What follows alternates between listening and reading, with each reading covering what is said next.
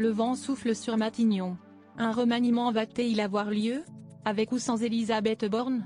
Si la première ministre espère rester à son poste et considère qu'elle a fait le travail, elle a en revanche failli dans la mission que lui a attribuée notre président, élargir la majorité.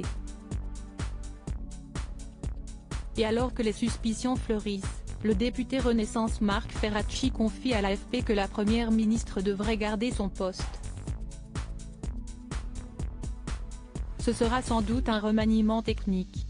Je pense que le maintien de la première ministre va se concrétiser.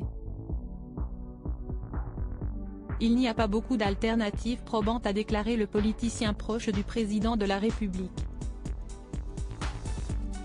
Ce qui joue en sa faveur serait qu'Emmanuel Macron ne dispose pas d'un remplaçant idéal, explique le député de la 6e circonscription des Français de l'étranger. Ce dernier affirme qu'il s'agit d'une bonne décision. Elisabeth Borne, Bruno Le Maire. Découvrez les ministres à leur début. Un remaniement à la fin des 100 jours? Si est-il le début d'une semaine et la fin d'une séquence politique?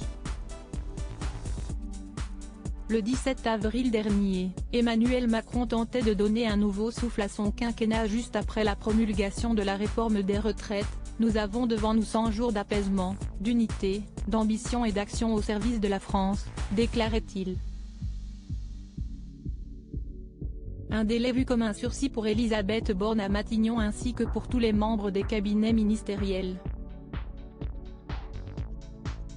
Le vendredi 14 juillet sonnera la fin symbolique des 100 jours fixés par Emmanuel Macron. Si une prise de parole du chef de l'État est attendue pour la fête nationale, on peut aussi espérer une annonce sur un éventuel remaniement ministériel. Une grande hypothèse se dessine, un remaniement du gouvernement avec maintien de la première ministre.